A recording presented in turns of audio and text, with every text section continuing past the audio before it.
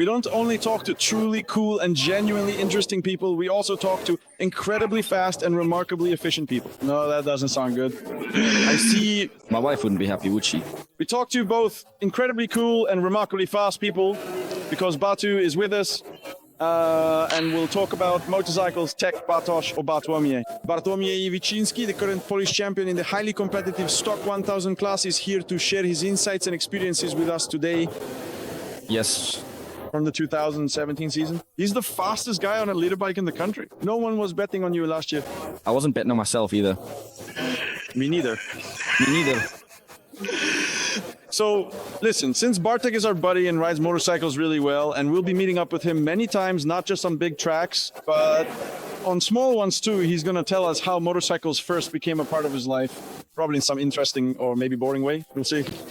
Actually, should I hold it? Hold it for a moment. I'll hold it. I warmed it up a bit. Yeah, I can feel it. I can feel it. But I like it warm. Number. All right then. So as far as the very beginning goes, I don't know, when I was 10 or maybe 9, my dad gave me this little Jawa with that second tank. I don't even know. I don't remember. I don't know what it's called. Mustang? It's called Mustang. Yeah, little 50, right? And it was at your place? At our place where? Here at your dad's apples? That Jawa belonged to my mom. Mom used to take us to kindergarten on that Jawa. Yeah. Really? Both of us. With my brother. My brother, but he's not a motorcycle guy, so it didn't catch on with him. For me, it stuck more like... So you're saying your mom took you to kindergarten without a helmet? Well, maybe so. Maybe that's how it was, yeah. Yeah, that's right. That's cool. And then later, my dad had a MZ, and he gave me a ride on it, with me sitting in front. And back then, yeah, we were riding without a helmet, man. I don't remember. It felt like we were going 200, right? But the MZ doesn't go that fast, you know. Or maybe it was even 300. But that was just the initial impression, you know. Yeah. So I don't know how old I was then. Anyway, later on, when I was about 9 or 10, we dug up my mom's little Jawa, and then Dad started working on it, but he wasn't really having much luck with it. Unfortunately, the little Jawa just didn't want to run the way we wanted it to. So we kept struggling with it. Sometimes it would run a bit, sometimes not. And that went on for a year, maybe 2.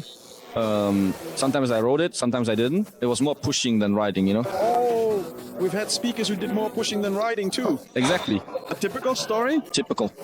And then later I went to a sailing camp. I know it doesn't have much to do with motorcycles, but I went to that sailing camp because my dad said, listen guys, my brother is a year older than me, get your sailing licenses. We'll go sailing together, it'll be fun and all that. Yeah. Okay, but honestly, I wasn't really that interested in sailing. That camp lasted for about 3 weeks, I think. And after a week and a half, when I called my parents, I told them, I don't want to take the exam, I'm not interested in it. But then my dad said, listen, if you pass, we'll sell the Jawa and I'll buy you a scooter. So then I had to catch up on a week and a half of missed material, and suddenly I became the most diligent student. Do you have a sailing license? I do. But I haven't really sailed in a while, yeah. But that doesn't mean I don't like it. It's just, I don't know, you know, there was just no one to go with, that's all. Exactly. Yeah, and that's precisely how it all started. He generously bought me that very first scooter, and then just 2 short years later, I distinctly saw it featured in Schwat Motorcycli. Really? There was an ad in Schwat Motorcycli for the NSR 125 Bologna Cup. Yes, the same one as Marek, Bologna Cup. That was actually the first year of the racing. So Marek wasn't competing yet. Marek started in the second year. Aha. And in first year, Bartłomiej Wiczyński was racing. That was in 98. And so after that little scooter, really, you know, the scooter was automatic. Mm-hmm. I got on the NSR with gears.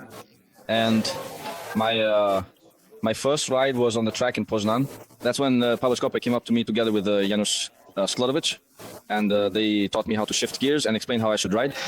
And that's how I just started riding, just like that. And from that moment on, he never took a break. From that time, yes. From that time, since 1998, I've basically been there without a break. I only missed 3 races in 2013.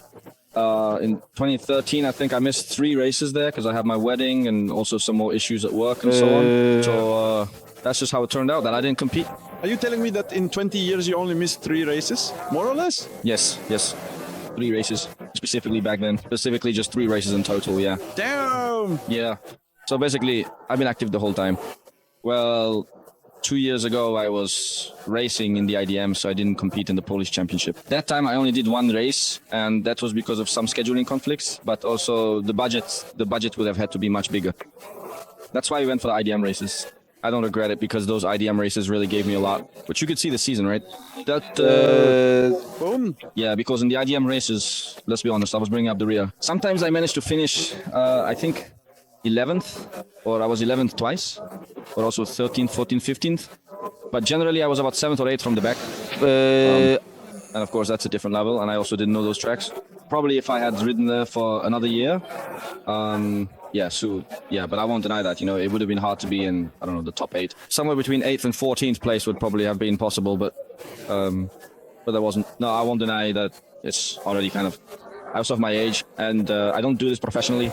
That's why... Exactly, because that's important. You ride for pleasure. I ride purely for pleasure, yes. And that's, of course, sometimes it's hard to call it riding for pleasure when you're stressed, you're in a race, or you have a good qualifying session, like this season, which I never expected to be riding so fast. I just wanted to go out and ride. If I feel like it, I'll go. If not, I won't. Besides, I wasn't expecting any great result. I said to myself, the competition is tough because Pasio and Bua were there. So honestly, I thought, if I come in third, I'll be happy, right? And that's all I really need. And then it turned out that I won 7 races in a row.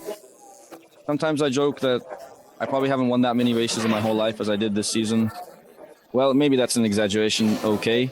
Maybe that's an exaggeration, but honestly, there are a lot of first place trophies standing there now. And, well, it really was a great season.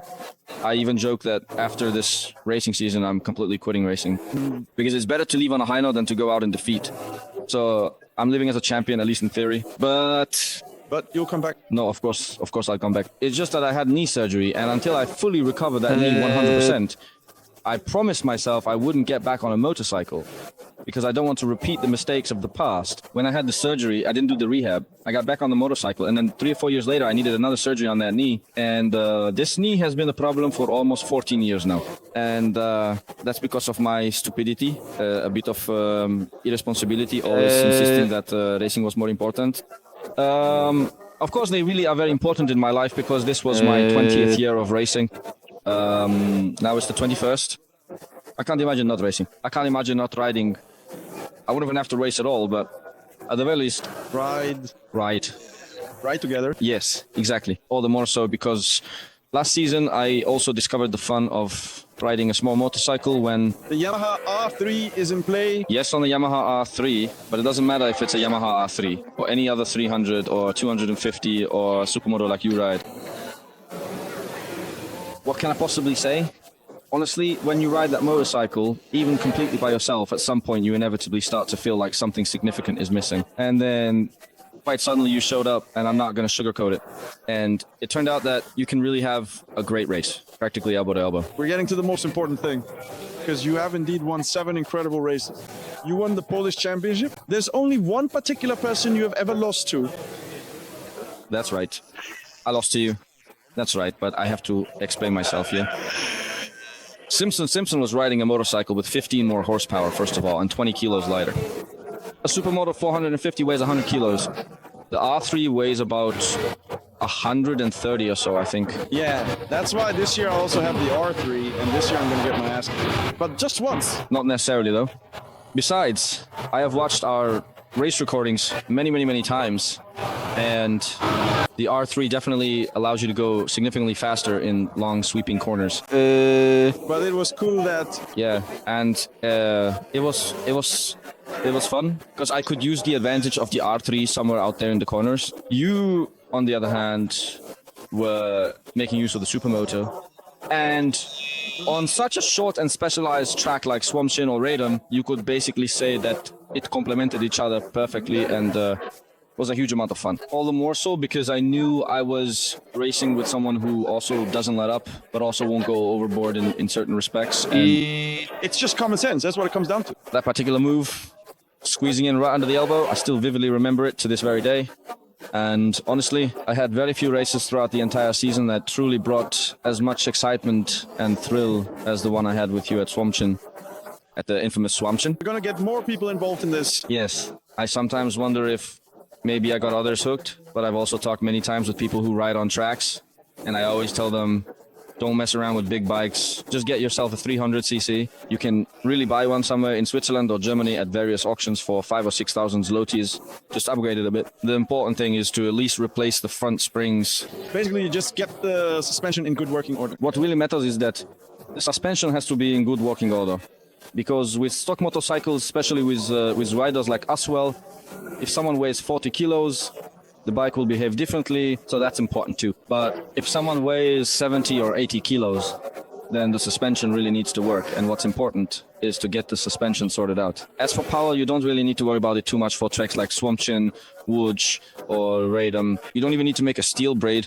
Of course, for bigger tracks. If you want to ride in Alpe Adria or the Polish Championships, then you do need to install that steel braid, because otherwise the brakes will start to swell. Other than that, I think riding and racing on this type of motorcycle is really super enjoyable. Yes.